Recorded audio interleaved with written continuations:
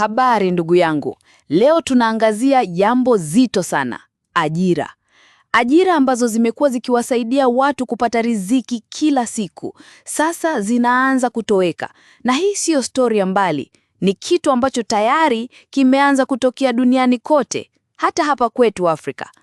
Leo kwenye Nuhu Online TV, tutakuonyesha ajira 10 ambazo huenda zikawa zimepotea kabisa kabla ya mwaka 2030 kutokana na maendeleo ya teknolojia, akili bandia, AI na mabadiliko ya kimataifa.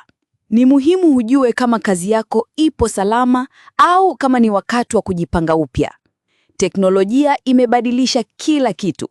Tangu ujio wa mtandao wa internet hadi ujio wa simu safisha na sasa akili bandia AI, kitu kilichokuwa kazi ya watu 10 leo kinaweza kufanywa na program moja tu ya kompyuta. AI ni mfumo wa kompyuta unaojifunza na kufikiri kama mwanadamu. Inatumika kwenye benki, kampuni za simu, huduma za afya, elimu, utukuzaji, hata media. Zaidi ya kampuni 80 duniani zimeripoti kuwa tayari zimeshaanza kutumia AI kupunguza gharama za wafanyikazi. AI haichoki, hailalamiki, haipati mshahara. Na hiyo ni sababu kubwa inayosababisha kazi za binadamu kupotea.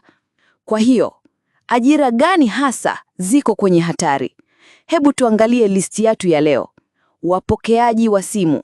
Wapokeaji wa simu zamani walikuwa kiungo muhimu kati ya kampuni na wateja. Lakini sasa, chatbots, IVR systems ambapo unabonyeza namba 1, namba 2, na virtual assistants kama Siri au Google Assistant zimechukua nafasi hii. Kampuni nyingi hutumia auto attendants zinazojibu simu 24 mara 7 kwa lugha yoyote. Mfano, kampuni ya hoteli moja Kenya imeondoa receptionist wote. Sasa wageni wanafanya self check-in kutumia tablet ya AI mlangoni. Wahasibu wa kawaida. Wahasibu wa kazi za kawaida kama kujumlisha mapato, kufuatilia matumizi, kuandaa invoice, wanakabiliana na ushindani mkubwa sana kutoka kwa AI. Program kama QuickBooks, Sage, Xero, Zoho Books na AI tools kama Final Loop zinaweza kufanya mahesabu sahihi bila kosa. Kama kazi yako inahusu kuandika namba tu, AI inafanya hivyo haraka zaidi kwa gharama nafuu. Cashiers au wahasibu wa duka. Supermarket kubwa duniani kama Amazon Go zimeruhusu watu kuingia dukani, kuchukua bidhaa na kutoka bila hata kupita kwa cashier. Mfumo wa Just Walk Out unatumia AI, kamera na malipo ya kielektronik.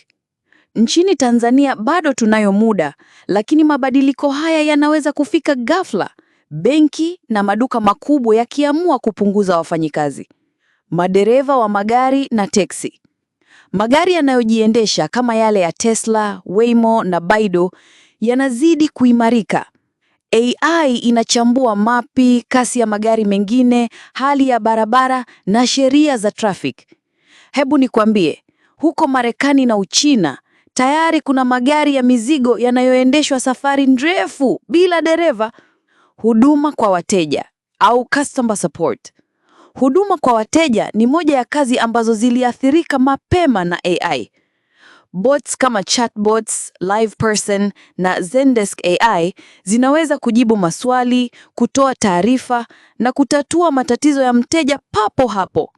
AI inajua majibu yote, haipotezi muda na inaweza kumsaidia mteja 1000 kwa sekunde.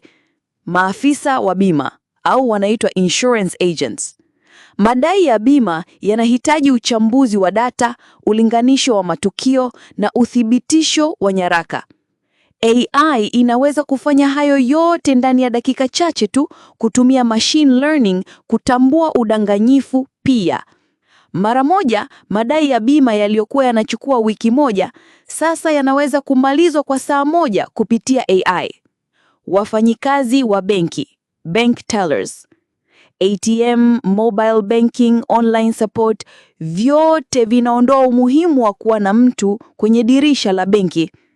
Benki nyingi zinahamia kwenye digital first strategy, yaani benki bila matawi.